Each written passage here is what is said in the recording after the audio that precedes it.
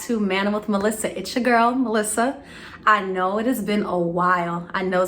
But it's been the full-time teaching thing going on, but the Lord's like, there's no excuse. I still need you to teach my people. And so here I am back again, ready to teach you guys. So today is actually going to be the official teaching because the first video was actually just an introduction to what Manna with Melissa is all about. So if this is your first time, maybe you want to go back and go check that out. But today is going to be the first teaching. And so if you're interested in what we're going to be talking about, stay tuned.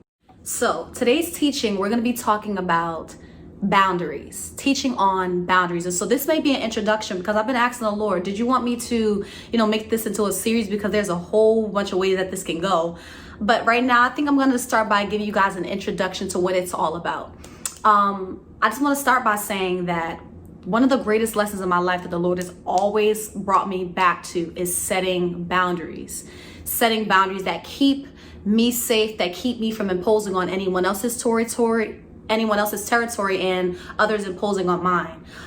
So if we think about boundaries in a physical sense, right? Think about doors, think about gates, think about fences, think about, even when you're driving, the actual lanes that stop you from going into another person's lane, or do not trespass, or the stop sign. It's a caution, right? That you're going beyond your limit. That's what boundaries really are, that you're going beyond a certain part, that this is not your territory, this is not your area. And so I would hear the Lord kind of repeat in so many different ways the word boundaries to me. And so in bringing this to you guys, I want you to know that there are also spiritual boundaries. Just like in the physical, there are actual boundaries set around us. There are boundaries that the Lord sets for us as well. But it's also our authority to set up those places. Now, some of us are good at, if you are familiar with, tearing down the strongholds and praying against demons and spiritual things that try to impose on the authority and the territory that the Lord is giving you. But we can be really weak when it comes to putting up boundaries that people impose, or people try to break or go beyond their limits. And so I have definitely struggled with that. I'm still learning how to overcome that. And I want to arm you guys with some tools and how to identify if this is you, if that maybe you have really poor boundaries, and maybe the Lord, maybe there's this sometimes sense of guilt that, or this obligation to people and to do and to go certain places because of obligations and expectations that others or you yourself have put on you. So maybe you are the go-to person. You are the compliant one. You're the one that I can always count on him or her to show up. If I need this, I can always call that person. Maybe you're that person. And as a result, very strong person, very strong in helping others and being very giving and loving. Your heart is big, your heart is full, but because of that, you have poor boundaries. So some ways you can identify that if maybe this is you is that you fear letting people down. You have a hard time with saying no. You fear that, if I say no, if I tell them no this time, they're not going to love me the same way. You fear them, treating you differently, or you not being seen as the Christian or godly person because you decided to say no in any means, whether it's to a stranger, to somebody that's really close to you, maybe being in church, just all this burden and obligation that you have over yourself. But what the Lord wants to do is release you from that condemnation, that feeling of being obligated to people. Unknowingly, that's something that people really don't talk about in the church, or just don't talk about, period. That people that you love that are close to you, strangers is one thing, right? But a lot of times the people that tend to go beyond their area are the people that are close to us. And the enemy kind of bogs us down with condemnation and feeling bad and feeling anxious or feeling pressured or all these things. But the root of it is fear. And the Lord is trying to let you know that I want to release you from doing so many of these good things, but they're not God things. They're not led by me. They're led out of your own emotion. They're led by your own obligations. Because you can be nice and still be in your flesh. And I've learned that. I've always thought I would grow up thinking that, as long as I'm being nice and I'm being caring and I'm helping others, that was good enough. But as I began to mature, there's a certain maturity as you continue to grow that you learn that you have to be led by God in all things, even when you're doing things that seem like it's with good intention, that is being helpful, not knowing that the enemy is keeping you in this box that you're constantly tired, you're constantly drained, you're wondering after you do a certain thing, why are you feeling drained from it? And then there goes and said, well, maybe I'm supposed to just endure this. I'm supposed to just, kind of deal with it because, that's what love does. Love is sacrificial. But is that the place and is that the thing that the Lord told you to do?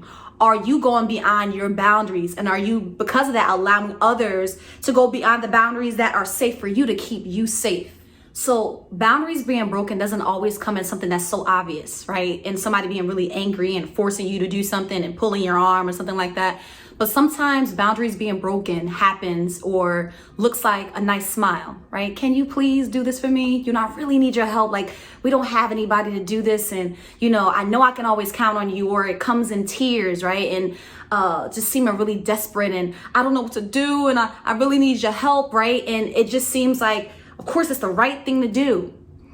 And a lot of time in crisis moments, there's this pressure, right, that you automatically feel because, again, it's from a good heart. Because, making error or, being tempted by Satan doesn't always come in where you're sinning in an obvious way. Sometimes it comes in because you have such a big and good heart. But as a result, the Lord is now trying to show you how to be more protective, right, over that space. And so let me bring it in context of the word just to help you out.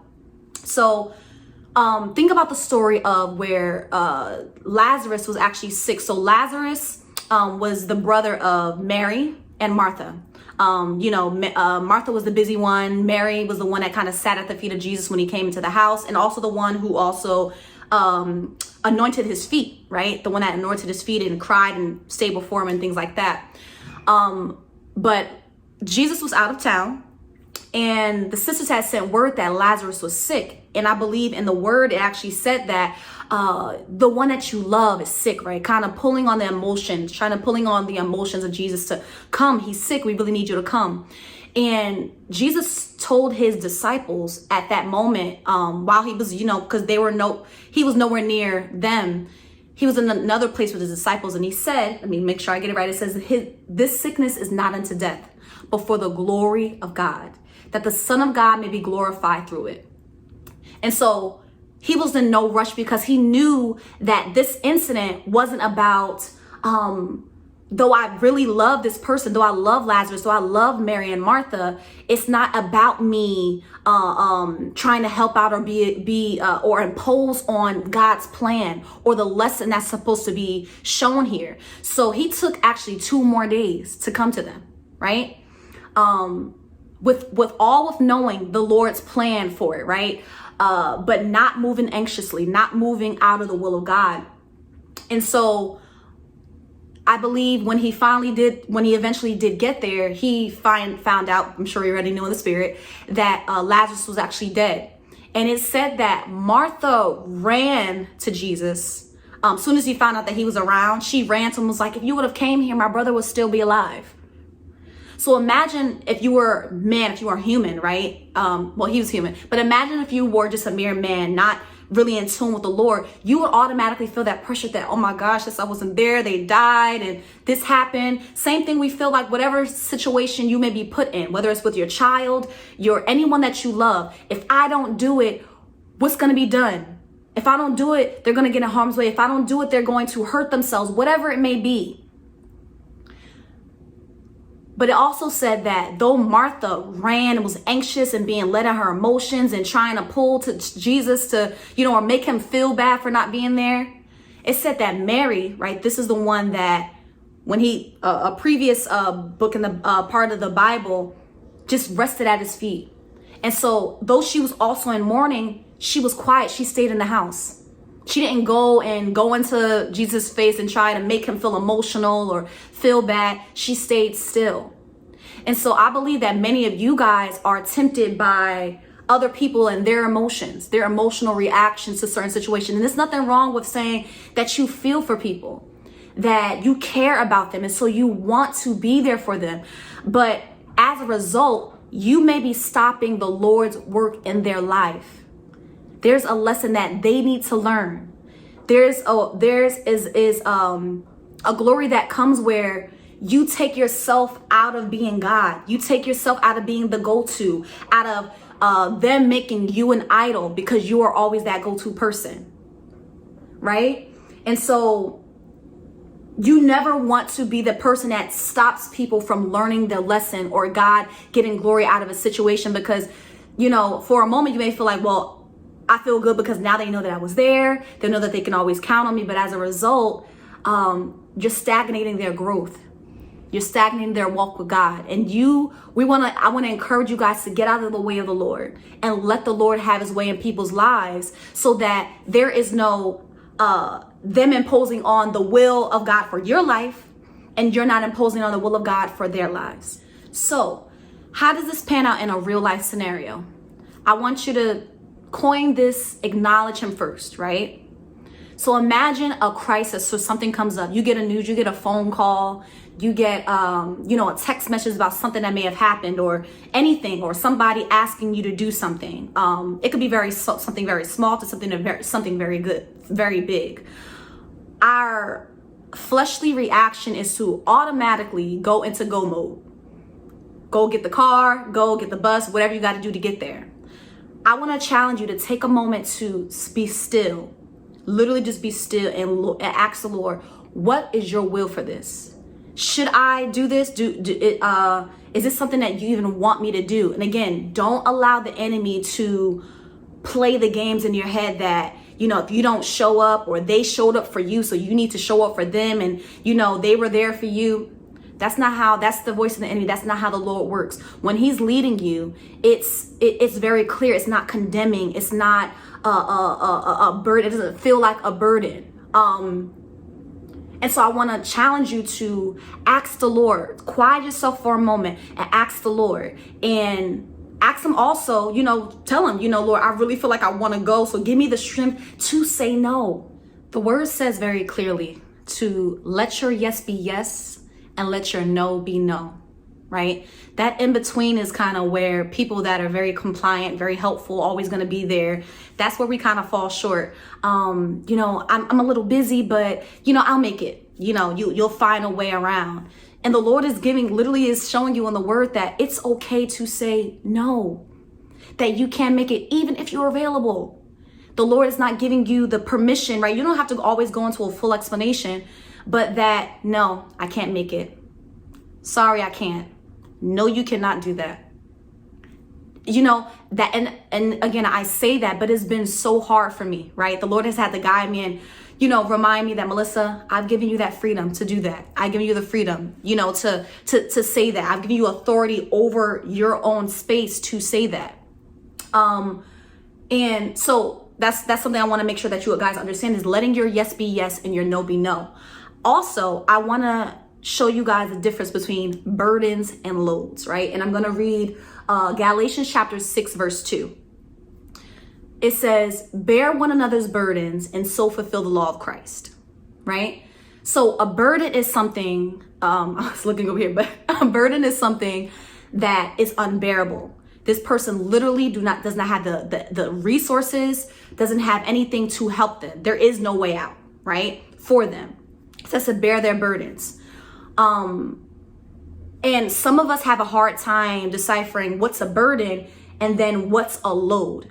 And so verse 2 talks about bearing one another's burdens. And then it says in verse 5, for each one shall bear his own load. And I'm reading from the New King James Version. So there are differences between burdens that people have and loads.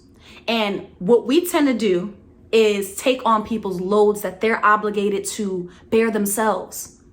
You have to be able to discern the difference between what's a burden and what's a load. What is somebody trying to make it seem like, oh, it's just too heavy to bear. I can't do it. There's no way out. I tried. But it's really just a load that they have to take to the Lord. They have to ask the Lord to show them how to carry it. But now you're taking on something that's not a burden. It's not a burden to them. They can actually bear it. The Lord is actually either giving them the resources or giving them the wisdom to find a way out.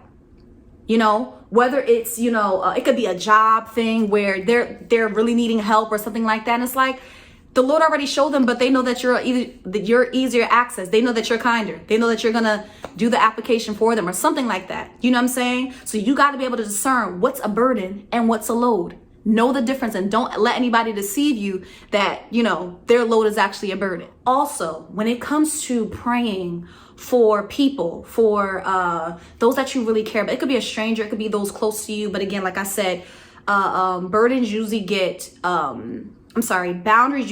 broken by those that are closest to us. And you cannot pray against the will of God, right? You can't pray outside of what is your authority. So if you're praying for something, or you're asking for something to be moved in the person's life that the Lord has set up as a lesson for them, you are outside of your authority. You are praying against the will of God. So your prayer should be is, Lord, what is your will for the life? Let your will be done in their life. You may be seeing that they're being afflicted or something is happening to them, but this is actually a lesson that the Lord is allowing. And you praying, they're asking you, pray for me, please. I need to get out of this. Some things are attacks, but not everything is an attack. Some things are allowed by the Lord for them to learn a lesson. And when you begin to oppose and say, let me pray against, you're praying against the will of God without even knowing it. So know where your authority lies, right? And remember and make sure that you don't overstep your authority, even trying to use, pull on God's heart and be out of his will. You don't want that, and I know some of us are like, gosh, I didn't even know that I could possibly do that. But again, that's the trick of the enemy. And I'm here to inform you that there is clarity, right? There is a clean and clear way to know that, okay, Lord, I know I really care about this person, but what is your will for their life? Because you are Lord over their lives. You care about them more than I do. You literally see the situation from the beginning to the end. So I'm allowing you to be Lord over this situation. And my last thing I think I want to say is that when someone is constantly going past the boundaries of your life, whether it's in time, your energy, your resources, you have to set up consequences. And it's not a punishment, but it's a consequence for them to realize that this is not right. Because words say one thing, right? You can't do this. But if you keep on allowing it, that spiritual space, right? That protective space gets constantly unbroken. And not only are they imposing in your time, now the enemy has a place in to disturb your peace. That when you're spending time with the Lord, when you're doing the things that the Lord told you to do, when you're finally doing things for yourself, they begin to impose on those places. And that's not what the Lord wants anymore for you, So it's the saying, no, you can't have as much of this much of my time. No, you're not allowed to have that information. No, I don't want that in my space. Toxic behaviors, it's okay, family or not. It's okay to say, I don't want that in my space. No, you can't talk to me like that. And be okay with it. And again, when you probably leave, you're probably like, oh my gosh, I can't believe I said that. I'm really proud of myself. The Lord is proud of you too. I am proud of you. I've had to say many times, Melissa, I am so proud of you. You have such a big heart. And the Lord knows that. And he's, so in the past, the Lord may have allowed some things for you to just see people's hearts and just the way how far they will go to exploit. And again, you may say, well, they didn't actually mean it. But again, the enemy can use anybody. And so now that the Lord is really showing you things, right? There's this urging that, why do I feel like I shouldn't go? Or why do I feel like, I shouldn't say anything, or I should be quiet? It's because you're maturing. And the Lord is trying to keep you safe. But sometimes we are putting ourselves in harm's way. So yes, there are going to be moments when you do this, you say no, you don't go to that place, or you don't go to them, or you're not as accessible, and you're going to feel this guilt. Try to come into your space. You're going to feel this obligation, but you don't know. Some of us are saying, Lord, I want to be delivered from fear and all this other stuff. You don't know that as you begin to say those words out your mouth, as you begin to not come around as much, as you begin to, be okay with being by yourself, you are freeing yourself through your obedience. You are freeing yourself from the bondage of fear of man. It says, don't be afraid of men in their faces. Some of us get so intimidated where, we push ourselves up to say a certain thing, but when we get in front of a certain person that we love, a parent, a church leader, or whatever it may be, we lose all of our guard. But the Lord is telling you today that I am backing you. That if they change when you say no, if they do anything different, I am for you. I won't leave you. I won't forsake you. I won't abandon you. Yes, many of your relationships have come because you have said yes. And yes, you may see that as a result, things may change. But the Lord is showing you what's real. And he's trying to bring you into safe habitation and to know, I want you safe. I want your spirit safe. I want your time your time is precious. And I want you to see it as precious. Your space is precious. And those that are around it, it should be a privilege to be in your space. So yes, this message may be going out to someone younger or older, where this is probably going to be the first time you're setting up those boundaries for yourself. But the Lord is so proud of you. And the Lord is releasing you from the fear of man, from the fear of what men think, from that anxiety and those thoughts in your mind that, if I don't put up with it, who am I going to have? I'm going to be alone. The Lord is with you, and the Lord will bring people that truly care about you, truly care about your safety. So today, I want to encourage all of you guys to come into safe habitation, set those boundaries, and, write down, I hope you guys took notes or, are taking notes, but write down those things that, or when it just happens to come up, I feel like the Lord is going to now start to kind of put in your ear or pay attention or put a nudging when certain things happen. You'll start to notice unhealthy things going on around you. And it's going to make you uncomfortable and it's going to be a little saddening, but freedom is near. Freedom is so near for you. So this is the first teaching of boundaries, the introduction. Again, there may be some more coming out of this because I think this word it'll take people throughout their life.